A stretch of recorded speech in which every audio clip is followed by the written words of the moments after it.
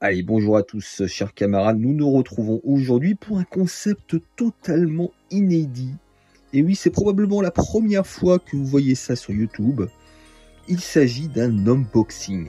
Mais pas n'importe quel unboxing, puisque nous allons découvrir ensemble ce qui se cache dans cette boîte siglée Bitmap Bureau. Enfin, vous l'avez vu dans le titre, hein. Il s'agit de l'édition Super NES, enfin plus particulièrement Super Famicom, de Xenocrisis. Alors, pour ceux qui ne savent pas, il faut savoir que Xenocrisis est sorti sur plein de supports différents. Alors, je peux vous montrer quelques exemples.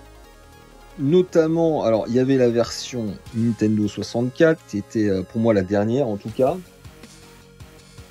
Vous aviez la version Neo Geo également, qui avait été développée il y a quelques années. Et bien sûr, la version Mega Drive, donc c'est la version originale. Ou plutôt originelle. Alors, je précise, hein, il est également sorti sur Dreamcast, même sur GameCube, il faut le savoir. Et sachez qu'il est en cours de développement sur GBA. Donc vraiment, il s'amuse. Enfin, ce qui nous intéresse aujourd'hui, c'est le contenu de ce paquet, qui malheureusement a été légèrement abîmé dans le transport, mais enfin, bon, c'est pas très grave. Donc, on va découvrir tout ça. Alors, normalement, c'est l'édition collector, qui est composé. Alors, est-ce qu'on ne commence pas par le jeu? Allez, on va essayer de commencer par le jeu. Voilà, donc il s'agit de la version Super Famicom. Une très belle boîte, honnêtement. Donc, qui reprend la taille, le format et le carton des boîtes Super Famicom. Regardez-moi ça, c'est vraiment du très très bon travail, en tout cas, d'un point de vue de la conception et de la production. Franchement, on s'y croit. Voilà, franchement, on s'y croit. Est-ce que j'ouvre? Allez, on va essayer d'ouvrir sans trop l'abîmer. C'est qui n'est pas toujours facile. Alors évidemment, hein, je ferai un petit let's play suite à cet unboxing. Hein. Voilà, honnêtement, c'est propre. Très très propre, l'impression, le papier, c'est crédible.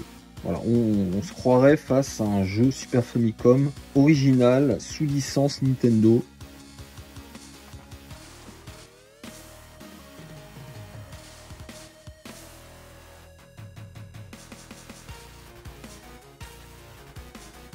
Alors ils n'ont pas pu s'empêcher par contre de coloriser la cartouche, mais enfin honnêtement, là je dois dire que ce noir est assez réussi aussi, donc ça passe. Voilà, donc voilà pour le jeu. Et il y a quelques goodies. Alors, honnêtement, je m'en souviens même plus. Alors on a, oui, ça c'est assez rigolo, une cassette audio de la BO. Franchement, ça c'est sympa. Alors, je sais pas si je vais l'insérer un jour dans un lecteur cassette, mais je trouve ça plutôt joli.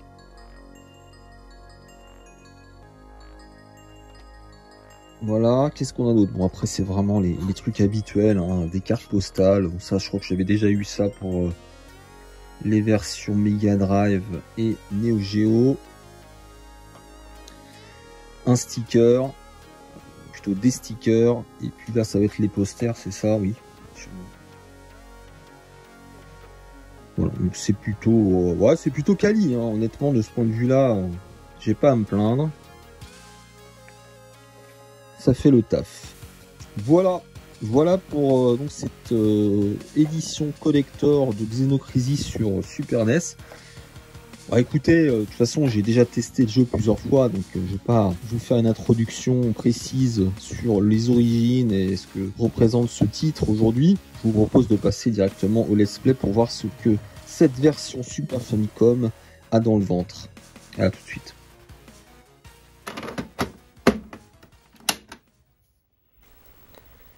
Allez, rebonjour chers camarades, nous nous retrouvons dans le jeu Xenocrisis. Et comme vous pouvez le constater, eh bien cette version Super NES bénéficie de voix digit. Des voix digit qui étaient absentes de la version Mega Drive mais qui avaient été implémentées par la suite dans les versions Neo Geo et il me semble Dreamcast ou GameCube, mais enfin ça c'est à vérifier. Alors c'est pas grand chose mais c'est un détail appréciable tout de même. Xenocrisis, le menu est le même. Alors regardons dans les options ce qu'il y a. Toujours un mode facile et difficile. Dans les contrôles, alors qu'est-ce qu'on voit? Alors sans surprise, hein, le mode 6 boutons va exploiter les 2 gâchettes, ça va être pratique ça. Donc on va laisser comme ça. Et on va lancer le jeu. Alors une fois n'est pas coutume, je vais prendre l'homme. Alors vous voyez, hein, graphiquement, c'est extrêmement proche des précédentes versions. C'est plus coloré que sur Mega Drive, sans aucun doute. J'anticipe aussi que les contrôles vont être largement facilités par la manette Super NES. Hein, du simple fait que les boutons sont disposés en losange. Alors ça se joue très bien. Ça, il faut admettre que pour le coup, la manette Mega Drive 6 boutons est très mal adaptée à ce titre. En plus, le jeu exploite les 2 gâchettes, donc R pour les roulades et L, j'imagine, pour les grenades.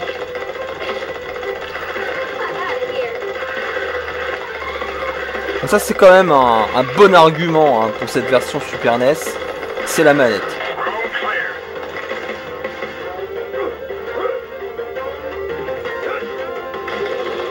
Alors, vous voyez qu'il faut toujours délivrer des otages. Sachez que je suis dans le jeu. Hein. Normalement, j'apparais dans le jeu sous le nom Drink Wild Soda. Voilà.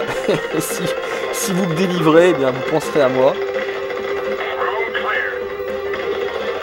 Voilà. Alors par contre, je ne sais pas si on peut appliquer les coups de couteau autrement qu'automatiquement. C'est encore, je ne crois pas. Malheureusement, c'est encore automatique. Alors, en revanche, on ressent que la résolution est inférieure à la version Mega Drive. C'est-à-dire que, bon, ça serait à vérifier, hein, mais j'ai l'impression que les sprites sont plus gros. Ils prennent plus de place. Et ça, je pense que c'est lié à la résolution inférieure de cette version Super NES. Hein. Ça serait à vérifier. Je vais mettre un comparatif. Hein. Mais c'est vrai qu'on se sent un peu plus oppressé.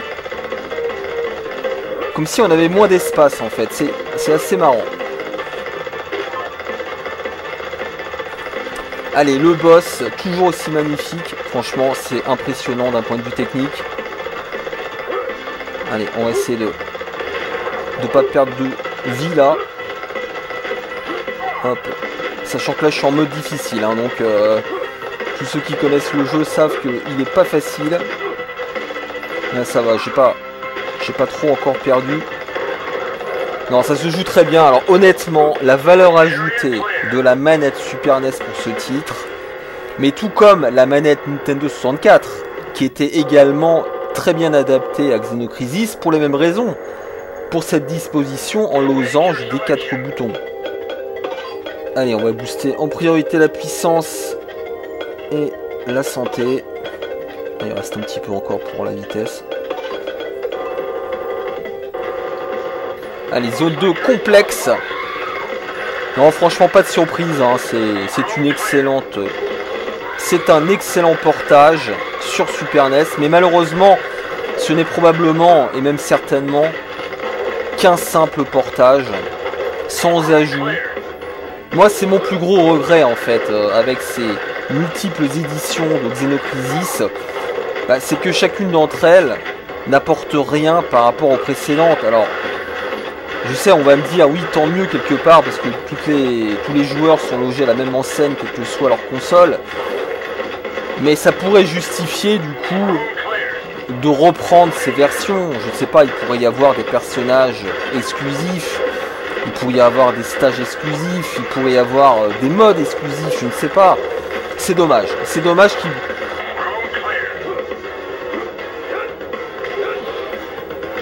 qui ne profitent pas, on va dire, de ce temps supplémentaire de développement pour ajouter des nouveautés. Ils pourraient faire un Xenocrisis DX par exemple, hein. Un petit peu comme là récemment Démon en Fasteborg. C'est dommage parce qu'en plus c'est un jeu qui s'y prête totalement. Ah, le homing, il est pratique aussi. Après ça fait le café, encore une fois, c'est pour ceux qui n'auraient pas encore Xenocrisis dans leur ludothèque et qui aiment ce genre de jeu, hein. Donc je rappelle, hein, c'est une sorte de Smash TV avec des niveaux générés procéduralement, comme on dit maintenant, de manière pédante. Ça veut dire de façon aléatoire, hein. Pour les non-initiés. Ou attention. Ah, on se sent, je sais pas si c'est parce que j'y ai pas joué depuis un certain temps, mais je trouve qu'on est beaucoup plus acculé dans cette version Super NES. Là, je sais pas pourquoi, mais en fait, on dirait que les niveaux sont plus étriqués. Mais à mon avis, c'est la résolution. C'est une question de résolution. Allez, le boss. Alors, attention, parce que celui-là, en hard, il est vraiment pas évident. Allez, on se concentre, les amis. Oula. En plus, c'est pas évident de placer les grenades avec ce boss. Alors, au début, il tire avec sa queue.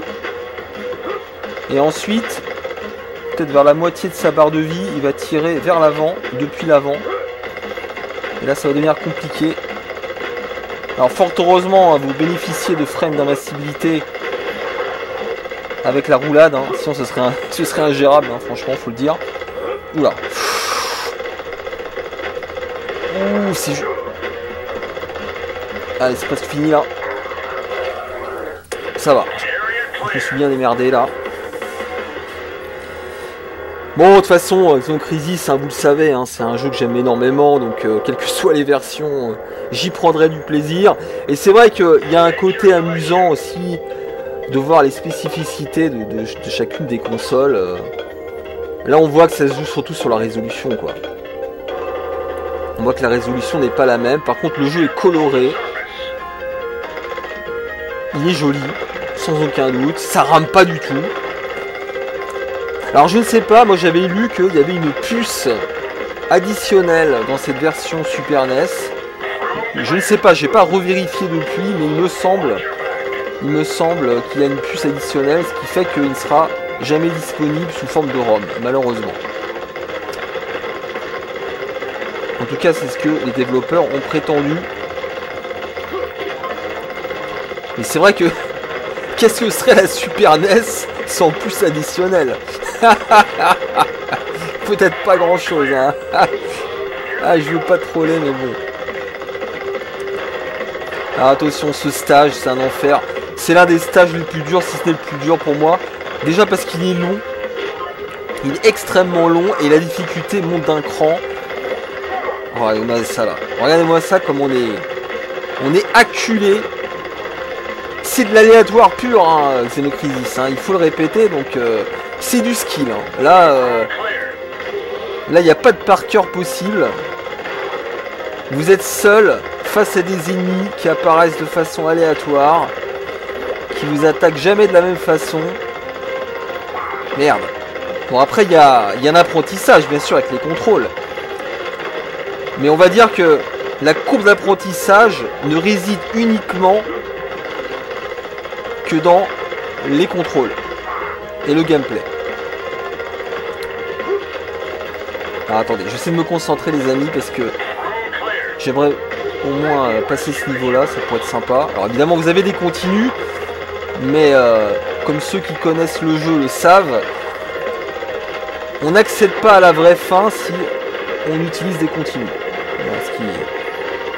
C'est-à-dire que non seulement le jeu est difficile de base, mais en plus on peut pas utiliser de continu, c'est un truc de fou. Alors, attendez, le spread qui est bien utile pour le coup. Franchement, il y a quelques armes qui sont moyennes, comme le fusil à pompe, comme l'espèce de lanceur de bouboule là. Alors regardez ça. Alors, le lance-grenade par contre, c'est un génocide. Le lanceur de grenade, on est quasiment invincible en fait. Allez, je remontais par le haut là. Oula, ceux-là, regardez là, je pouvais rien faire. Il a popé sur moi là, l'espèce d'oiseau violet. Alors ceux-là, il faut les éliminer en priorité, hein, surtout. Et allez, fusil à pompe quand même, parce qu'il est quand même puissant le fusil à pompe, mais le problème c'est qu'il a très faible portée, vous en doutez bien. Ah, putain la vache, là c'est chaud. Franchement, cette version Super NES, elle est chaude, hein. Ça c'est sûr. Moi pour le moment, hein, après c'est de l'impression, hein, parce que voilà, j'ai pas non plus comparé dans le détail, mais pour moi la version la plus facile pour le moment c'est la version Neo Geo. En tout cas de toutes celles que j'ai. Je sais pas pourquoi d'ailleurs. J'ai l'impression que la version Neo Geo est la plus facile. En tout cas c'est celle avec laquelle je suis parvenu le plus facilement à la fin du jeu. Alors c'était en mode easy, hein, bien sûr. Sans perdre de continu. Alors que les autres, je galère toujours.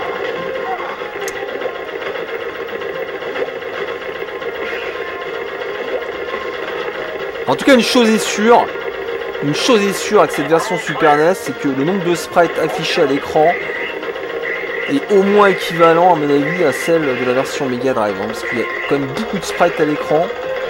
Ça rame pas du tout, je l'ai dit.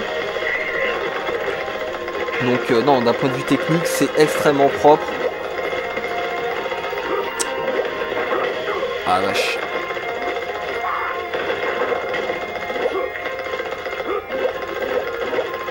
Ah ça y est, ça y est. Le minigun les mecs, le minigun. Ça c'est un petit bémol aussi, je trouve qu'on profite pas assez des armes secondaires. Ça rend le jeu quand même assez austère, hein, il faut le dire, c'est voilà, un jeu difficile. Et c'est dommage qu'on puisse pas, par exemple, je sais pas, peut-être acheter des armes, ça aurait été génial quoi. Qu'on puisse acheter des munitions, je sais pas. Il y aurait aussi un truc à faire, s'ils font un 2, hein. Ce que j'espère bien sûr. Xenocrisis 2. Allez, le Mi.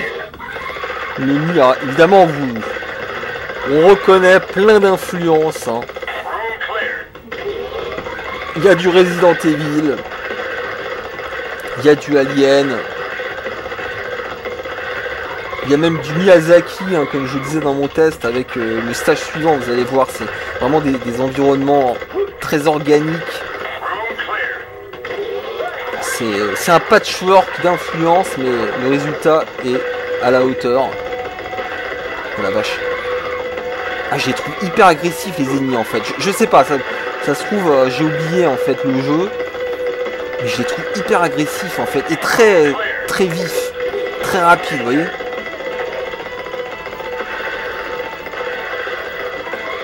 Mais à mon avis, j'ai dû oublier le jeu aussi, hein, honnêtement. Allez, hop. Encore le lance-grenade. Comme dirait l'autre, génocide enclenché.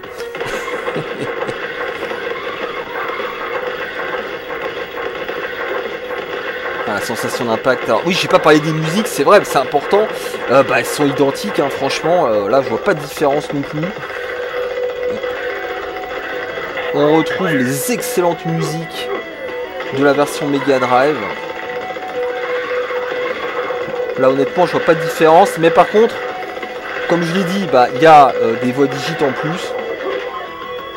Ne serait-ce que dans l'introduction.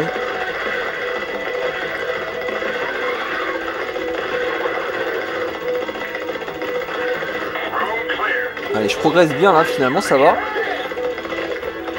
Je me suis toujours pas trouvé. En otage, là, dommage. Ça aurait été sympa. Ah, le laser.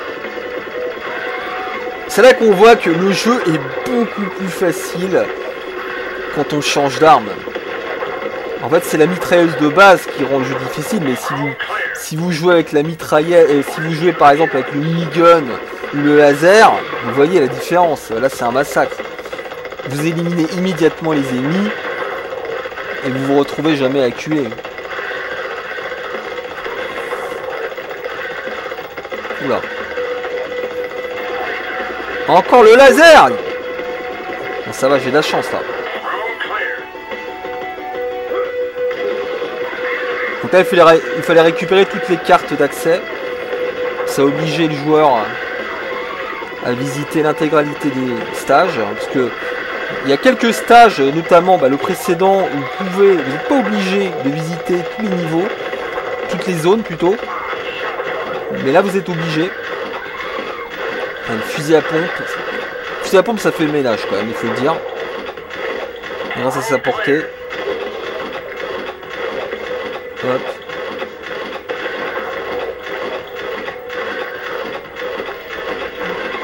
On récupère la grenade.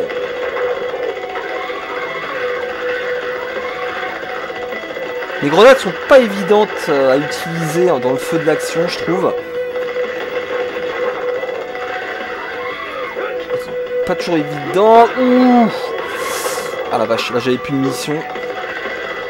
C'est ça le problème, c'est quand on a plus de munitions, eh bien on est en danger. Allez, j'espère que c'est bientôt la fin là, parce que là je fatigue. Ouais. Alors évidemment, il faut prioriser certains ennemis. Il y a certains ennemis, notamment ceux qui vous tirent dessus, les espèces de tourelles là. Ça, faut s'en débarrasser rapidement. Voilà, celle-là, là. Hop. Dégage. Allez! Crève! Allez, c'est le boss, là. Oui, c'est le boss.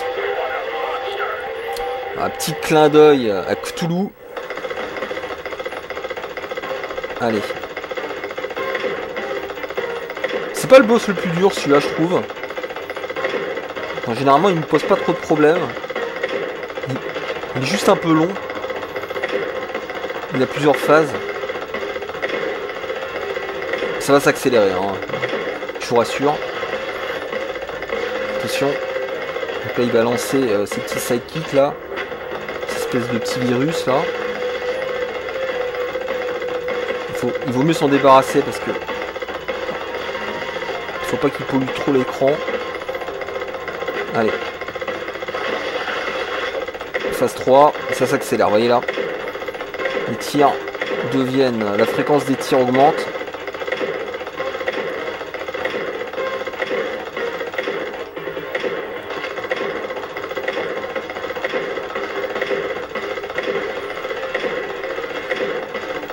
Ouais, ça se joue. Franchement, je me répétais, mais la manette Super NES pour ce jeu... Je me demande si c'est pas la meilleure manette en fait, même devant la manette Nintendo 64. Franchement c'est parfait quoi. Enfin c'est parfait, non, évidemment. L'idéal c'est le twin stick, merde. L'idéal c'est le twin stick. Allez. On commence à balourder là les... Ah bah ça y est. C'était plus rapide que ce que je craignais. Parfait. Eh ben on est pas mal les amis, on est pas si mal finalement. On n'est pas si mal. Alors, on va monter les munitions. La vitesse. Et puis on prend le masque.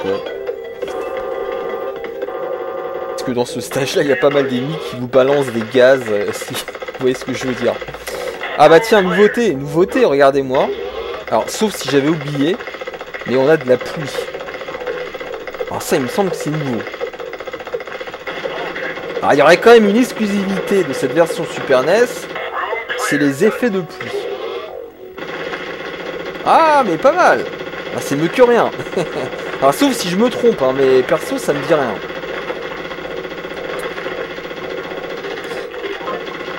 Magnifique stage. Très beau stage. Ah, vous voyez. Ah, ça rend bien. Ça rend bien. Bon, peut-être qu'on perd en lisibilité, légèrement en lisibilité, mais c'était bienvenu.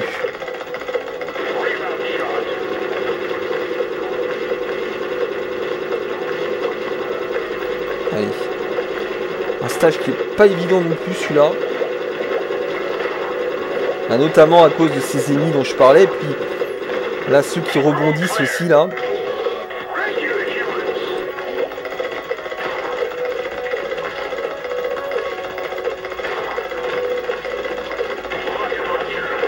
Le plus important est là, c'est que le jeu ne rame pas.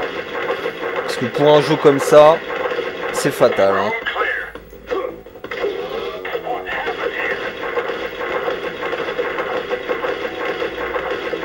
Et du coup, les trajectoires des balles sont parfaitement lisibles.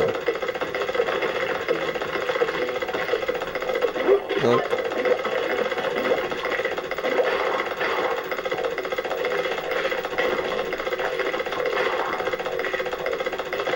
Le problème, c'est que le gaz en lui-même, avec le masque, ne vous retire pas de points de vie. Par contre, la projection et l'impact, lui, vous retire des points de vie. Donc, il faut quand même être prudent. Mince.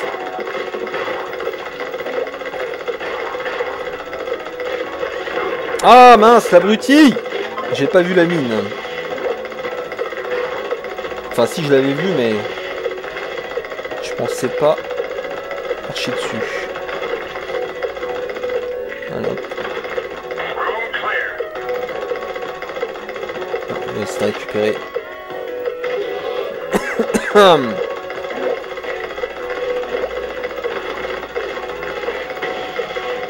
C'est peut-être une nouveauté aussi, l'espèce de cratère là, avec de l'eau. Ça me dit rien non plus. Il y a peut-être des petits détails en plus comme ça, hein, mais ça relève du détail encore une fois. Oh la vache, regardez comment ce qu'on est acculé. On a très peu d'espace pour se déplacer. Un fusil à pompe pour récupérer. Ah mince, j'ai plus beaucoup de points de vie là, les mecs, ça va être compliqué là. Ça va être compliqué. Dommage, ça commençait pas trop mal, mais